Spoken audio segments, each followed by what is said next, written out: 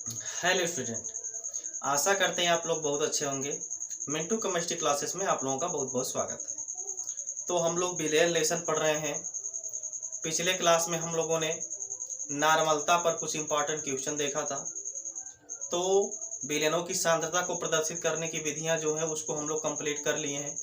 तो इस क्लास में आज हम लोग पढ़ेंगे विलेयता के बारे में, ठीक ना। यानी कि विलेयता क्या होती है, जिसको इंग्लिश में क्या बोला जाता है, सॉल्युबिलिटी बोला जाता है, ठीक ना। अब देखिए पदार्थ की कितनी अवस्थाएं होती हैं, तो आप बताएंगे कितनी होती हैं? 3 होती हैं। यानी पदार्थ की 3 अवस्थाएं पाई जाती हैं। क्या होते हैं? ठोस, द्रव और गैस होती हैं, ठीक ना। मूल रूप से ही 3 ही पाई जाती है, ठीक ना। और होती है एक तो प्लाज्मा अवस्था होती है और एक होती है, ठीक ना। तो यहाँ पे मूल रूप से जो इसकी अवस्था होती है पदार्थ की कितनी होती है? 3 अवस्थाएं होती हैं। कौन कौन सी? ठोस, द्रव और गैस होती है, ठीक ना। अब देखिए विलेयता, ठोस की द्रव में विलेयता, द्रव की गैस में विलेयता, गैस की द्रव में विलेयता, गैस की ठोस में विलेयता, ठोस की गैस में विलेयता, ठीक ना। कहने का मतलब ये है आपका ये बहुत प्रकार का हो जाएगा, ठीक ना। लेकिन यहाँ पे जो आपको पढ़ना है विलेयता, एक पढ़ना है आपको ठोस की द्रव में विलेयता पढ़ना है, और एक यहाँ पे आपको पढ़ना है गैस की द्रव में विलेयता, ठीक ना। तो क्या ठोस भी द्रव में विलेय होता है? और अगर विलेय होता तो कौन कौन से विलेय होते हैं? कौन कौन से ठोस ऐसे होते हैं, कैसे ठोस होते हैं? यानी कि जो होते हैं कि आपके जल में कौन से ठोस विलेय होते हैं और कौन से ठोस जो होते हैं वो जल में अविलेय होते हैं, ठीक ना। जैसे भाई आपका आप नमक ले लीजिए, नमक भी तो आपका ठोस ही है। और वहीं अगर आप रेत लीजिए, यानी कि कोई पत्थर ही ले लीजिए, और पत्थर भी आपका क्या है? ठोस ही है।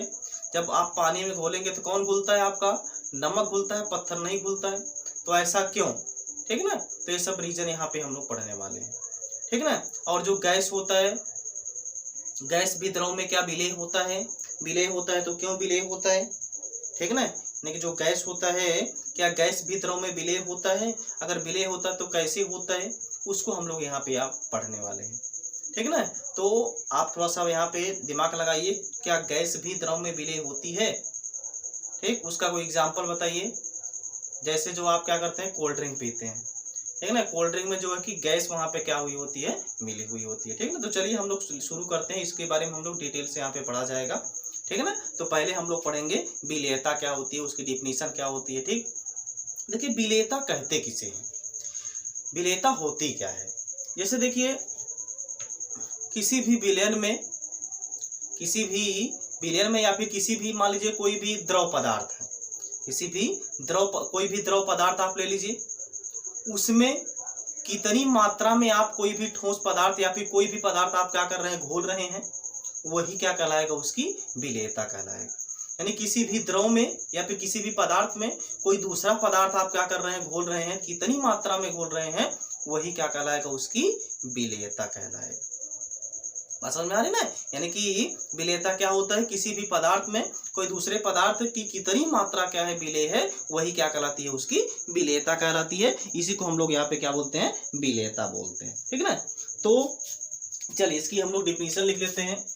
किसी निश्चित ताप पर, किसी निश्चित ताप पर, निश्चित ताप पर, किसी निश्चित ताप पर किसी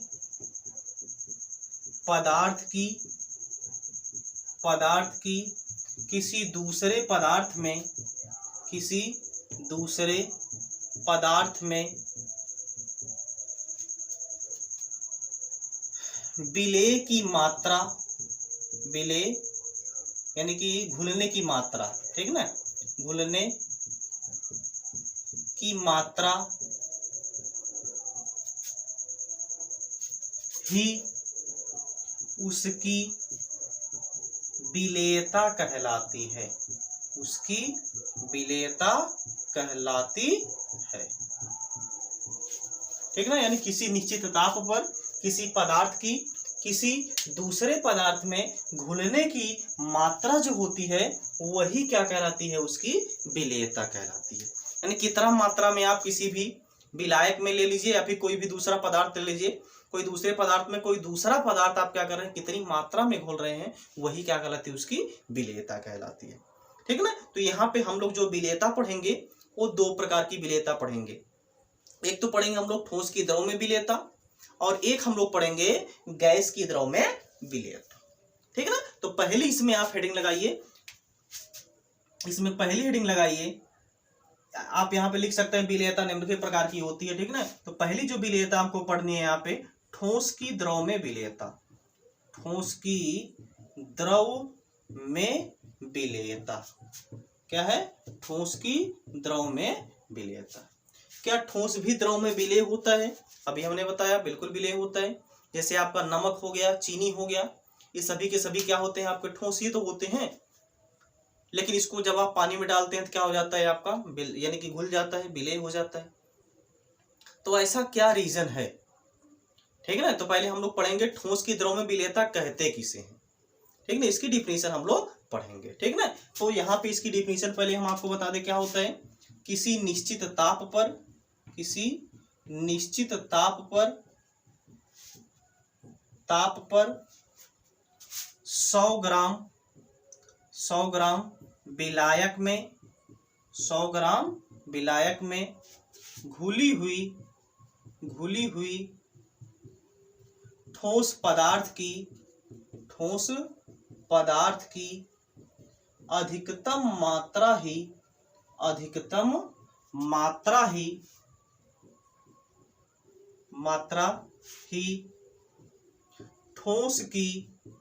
ठोस की द्रव में विलेयता कहलाती है। विलेयता कहलाती है। ठीक है ना। यानी किसी निश्चित ताप पर 100 ग्राम विलायक में घुली हुई ठोस पदार्थ की अधिकतम मात्रा ही क्या कहलाती है? ठोस की द्रव में विलेयता कहलाती है। यानी कि जैसे पानी में आप कितनी मात्रा में क्या कर रहे हैं? नमक को घोल रहे हैं, वही क्या कहलाएगा? नमक की उस जल में विलेयता कहलाएगी। और मान लीजिए आपने जो विलयन लिया है, यानी जो आपका विलायक है, पानी मान लीजिए है, वो मान लीजिए वो कितना है? आपका 100 ग्राम। तो 100 ग्राम विलायक में घुली हुई ठोस पदार्थ की अधिकतम मात्रा ही क्या कहलाती है? ठोस की द्रव में विलेयता कहलाती है। लेकिन ताप वहां पे क्या रहना चाहिए? आपका निश्चित रहना चाहिए। यानी कि निश्चित ताप पर या फिर स्थिर ताप पर 100 ग्राम विलायक में घुली हुई विलेय पदार्थ की या फिर घुली हुई ठोस पदार्थ की अधिकतम मात्रा ही क्या कहलाती है? ठोस की द्रव में विलेयता कहलाती है।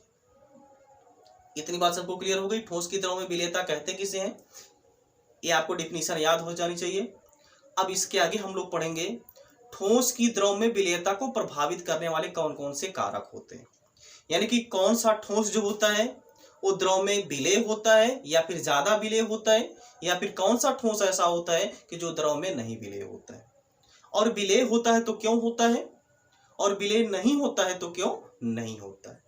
ठीक ना। ये चीज यहाँ पे हम लोगों को देखना है। तो हेडिंग लगाएंगे, यानी कि क्या है? यानी कि ठोस की द्रव में विलेयता को प्रभावित करने वाले कारक, ये हेडिंग लगाएंगे। ठीक है ना।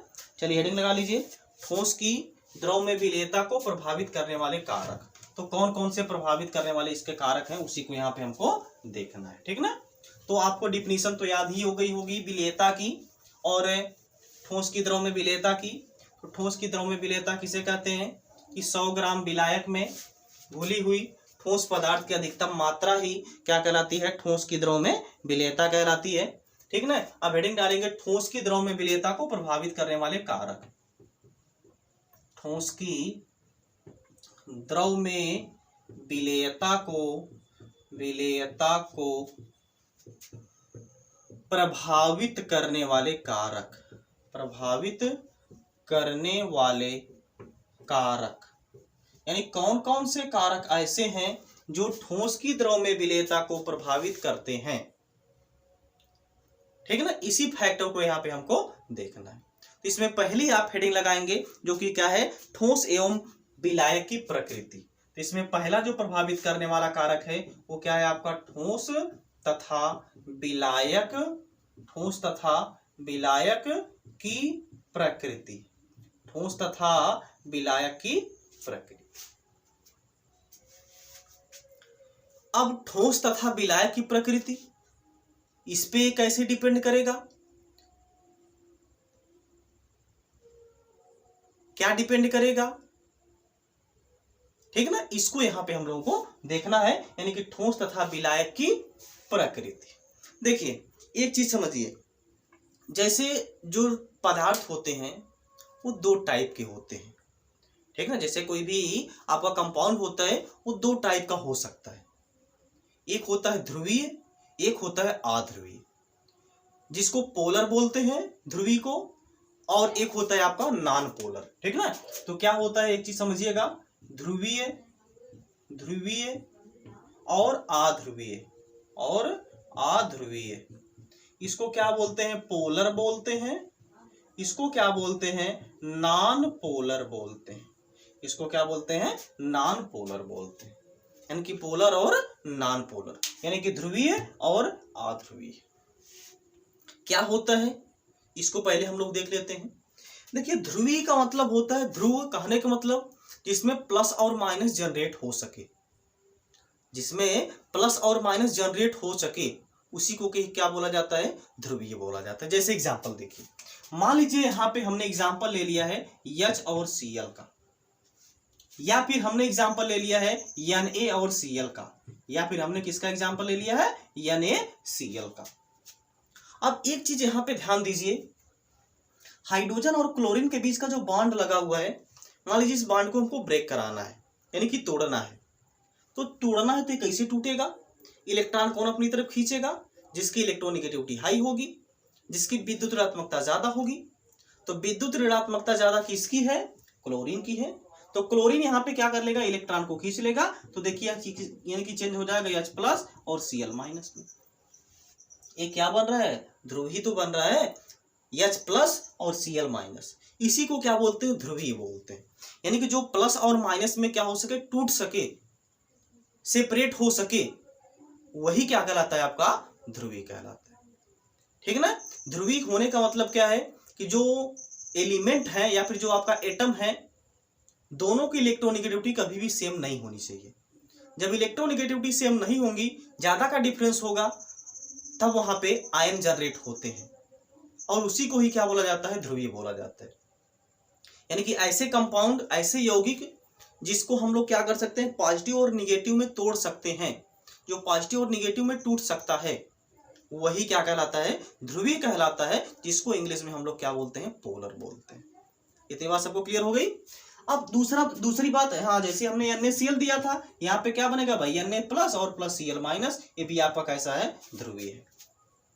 लेकिन अध्रुवीय क्या होता है, अब एग्जांपल देखिए, जैसे मान लीजिए हमने यहाँ पे H और H ले लिया है। अब यहाँ पे देखिए दोनों की इलेक्ट्रोनेगेटिविटी क्या हो गया, सेम हो गया। तो इलेक्ट्रॉन कौन खींचेगा बॉन्ड का, कोई नहीं खींच पाएगा। अरे भाई जितना ताकतवर यह है उतना ताकतवर यह भी है, तो कोई इलेक्ट्रॉन खींच पाएगा अपनी तरफ, नहीं खींच पाएगा। तो यहाँ पे ये जो टूटता है, यह रेडिकल के रूप में टूटता है, H रेडिकल और प्लस यहाँ पे H रेडिकल, इसको मुक्त मूलक बोलते हैं। ऐसे जो कंपाउंड होते हैं उसको हम लोग क्या बोलते हैं, अध्रुवीय बोलते हैं, यानी कि नॉन पोलर बोलते हैं। इतनी बात सबको क्लियर हो गई। जो पॉजिटिव और निगेटिव में जनरेट यानी कि सेपरेट हो सके, वो क्या कहलाता है, आपका ध्रुवीय कहलाता है, और जो पॉजिटिव और निगेटिव में सेपरेट ना हो सके, वह क्या कहलाता है, आपका अध्रुवीय कहलाता है। कॉन्सेप्ट क्लियर हो गया ध्रुवीय और अध्रुवीय का। चलिए अब आ जाइए, अब एक चीज यहाँ पे आपको ध्यान देना है। देखिए जो सॉल्युबिलिटी होती है, यानी कि जो विलेयता होती है, उसमें हमेशा ध्यान दिया जाता है जो ध्रुवीय होता है वह ध्रुवीय में ही घुलता है, जो ध्रुवीय होता है वह ध्रुवीय में ही विलय होता है, और जो अध्रुवीय है वो किस में विलय होता है, आपका अध्रुवीय में ही विलय होता है। तो यहाँ पे जो ध्रुवीय होगा वह किस में विलय होगा, ध्रुवीय में ही होगा, यानी कि ध्रुवीय में ही होगा, और जो आपका अध्रुवीय है वह किस में विलय होगा, अध्रुवीय में ही विलय होगा। क्योंकि आपने सुना होगा कि अपने ही क्या करते हैं, अपने को बर्बाद करते हैं, ठीक है ना, अपने ही अपने को बर्बाद करते हैं, मतलब अपने ही अपने में क्या करते हैं, डुबोते हैं, अपने ही अपने को क्या करते हैं, डुबोते हैं। तो अपना ही अपने को डुबोने का मतलब, ये ध्रुवीय है तो अपने अंदर ध्रुवीय को ही डुबोएगा, ध्रुवीय को ही विलय करेगा, और अगर ये अध्रुवीय है ये क्या करेगा, अपने अंदर अध्रुवीय को ही विलय करेगा, यानी कि घोलेगा।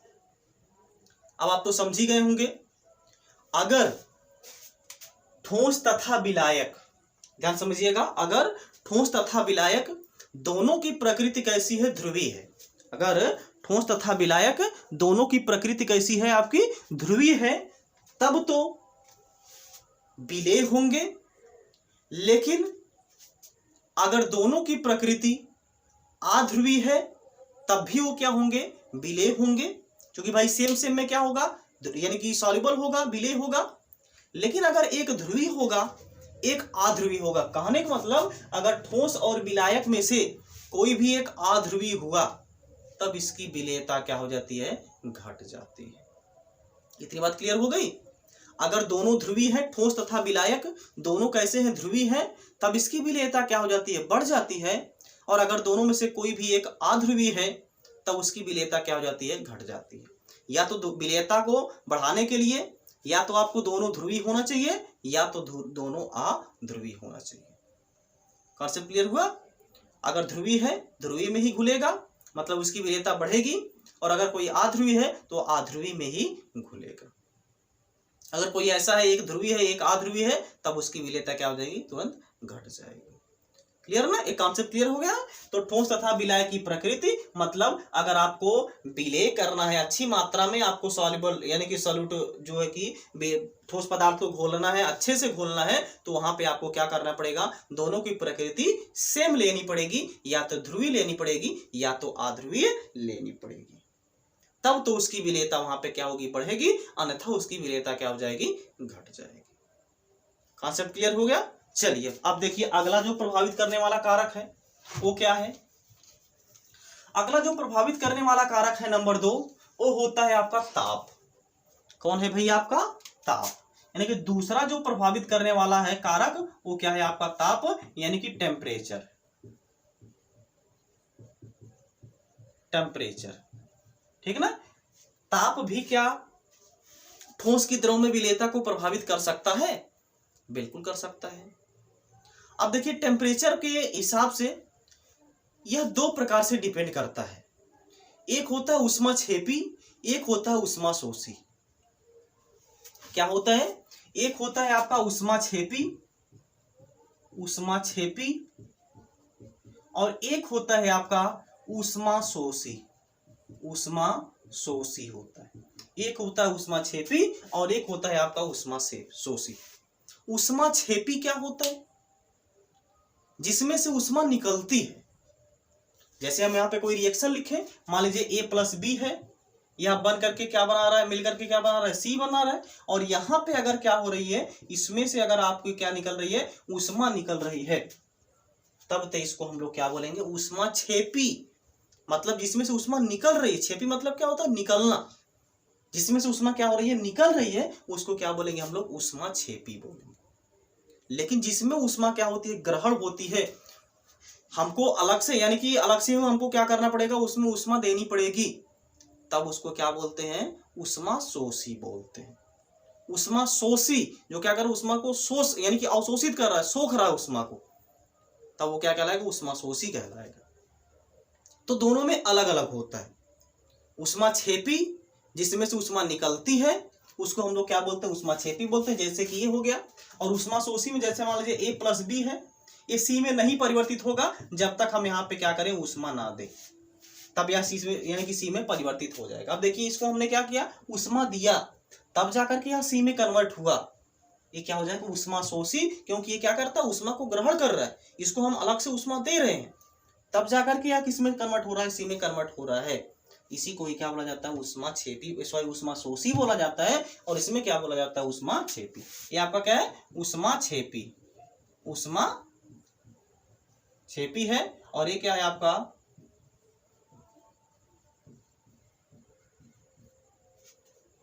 ऊष्माशोषी। अब चलिए मेन पॉइंट पे आते हैं। अब इसकी विलेयता पर ऊष्माक्षेपी और ऊष्माशोषी का क्या प्रभाव पड़ेगा। देखिए ऊष्माक्षेपी, अगर कोई ऊष्माक्षेपी पदार्थ है, अगर कोई ऊष्माक्षेपी पदार्थ है, उसको अगर आप क्या कर रहे हैं, गर्म कर रहे हैं, यानी कि उसका ताप अगर आप क्या कर रहे हैं, बढ़ा रहे हैं, तब तो उसकी विलेयता क्या हो जाएगी, घट जाएगी। तब उसकी विलेयता क्या हो जाएगी, घट जाएगी। ठीक है ना।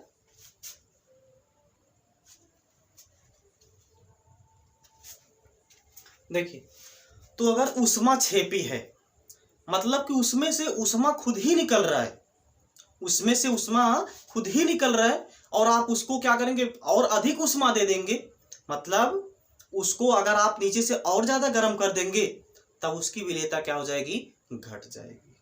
उसकी विलेयता क्या हो जाएगी, घट जाएगी। जैसे भाई आपका क्या है, सोडियम कार्बोनेट, ठीक ना, सॉरी कैल्शियम कार्बोनेट CaCO3। अगर आपका कैल्शियम कार्बोनेट है तो वहां पे जैसे कोई भी पदार्थ है, अगर वो क्या कर रहा है, ऊष्मा छेपी है, मतलब उसमें से अगर खुद ही ऊष्मा निकल रही है, अगर उसमें से खुद ही ऊष्मा क्या कर रही है, निकल रही है, तब वहां पे आप क्या करेंगे, जब उसको नीचे से हीट करेंगे तब वो क्या हो जाएगी, उसकी विलेयता क्या हो जाएगी, घट जाएगी। ठीक है ना। यानी कि अगर कोई ठोस पदार्थ है और अगर वो कैसा है, आपका ऊष्मा छेपी है, तब उसको अगर आप क्या करेंगे, उसका ताप बढ़ाएंगे तो उसकी विलेयता क्या हो जाएगी, घट जाएगी। ठीक है ना। लेकिन अगर कोई ऊष्मा शोषी पदार्थ है, यानी कि जो क्या करता है, ऊष्मा को अवशोषित करता है, ऐसा कोई पदार्थ है, तो उसकी अगर आप क्या करेंगे, उसको अगर आप क्या करेंगे, ताप बढ़ाएंगे, उसको अगर आप क्या करेंगे, ताप देंगे, तब वहां पे उसकी विलेयता क्या हो जाएगी, बढ़ जाएगी।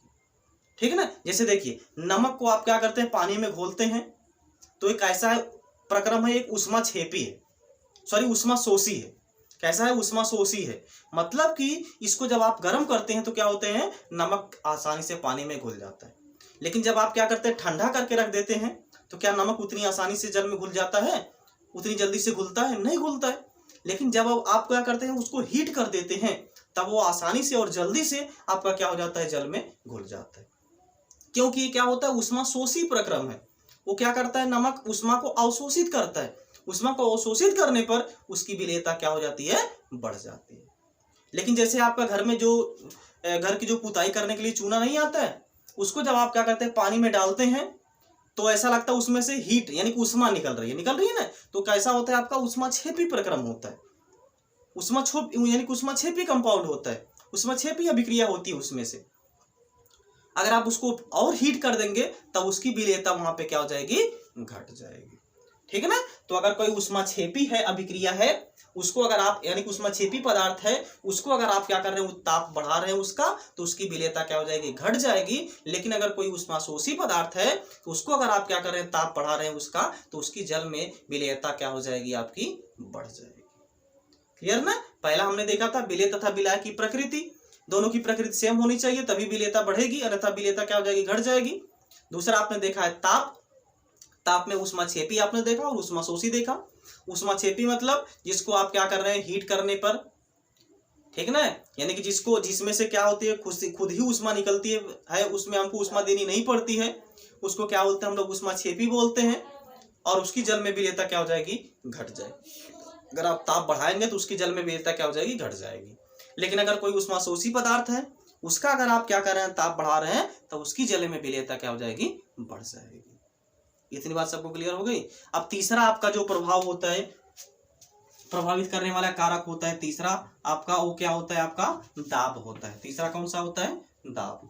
तो देखिए जो दाब होता है, दाब का यानी कि जो होता है ठोस की द्रव में विलेयता, दाब पर कोई भी यानी कि दाब का उस पर कोई भी प्रभाव नहीं पड़ता है, कोई विशेष प्रभाव नहीं पड़ता है। ऐसा नहीं है कि अगर हम दाब बढ़ा देंगे तो ठोस पदार्थ की जल में विलेयता या फिर द्रव में विलेयता क्या हो जाएगी, बढ़ जाएगी, ऐसा नहीं होता है। ठीक है ना। तो जो दाब होता है वह ठोस की द्रव में विलेयता को बहुत ही कम प्रभावित करता है, यानी कि ना के बराबर प्रभावित करता है। ठीक है ना। ये हो गया आपका ठोस की द्रव में विलेयता और ठोस की द्रव में विलेयता को प्रभावित करने वाले कारक। अब नेक्स्ट क्लास में हम लोग पढ़ेंगे गैस की द्रव में विलेयता और द्रव की गैस में विलेयता को प्रभावित करने वाले कारक, जिसमें एक महत्वपूर्ण नियम है जिसको क्या बोलते हैं हम लोग, हेनरी का नियम। ठीक है ना। तो नेक्स्ट क्लास में हम लोग यही पढ़ने वाले हैं। ठीक, तो जहाँ पे रहिए आप लोग सुरक्षित रहिए, मस्त रहिए, खुश रहिए, अपने माता पिता का ख्याल रखिए। अब हम मिलते हैं नेक्स्ट क्लास में किसी नेक्स्ट टॉपिक के साथ, जो कि क्या है, गैस की द्रव में विलेयता है। ठीक है ना। इस टॉपिक पर हम लोग चर्चा करेंगे। अब मिलते हैं नेक्स्ट क्लास में। जय हिंद, जय भारत।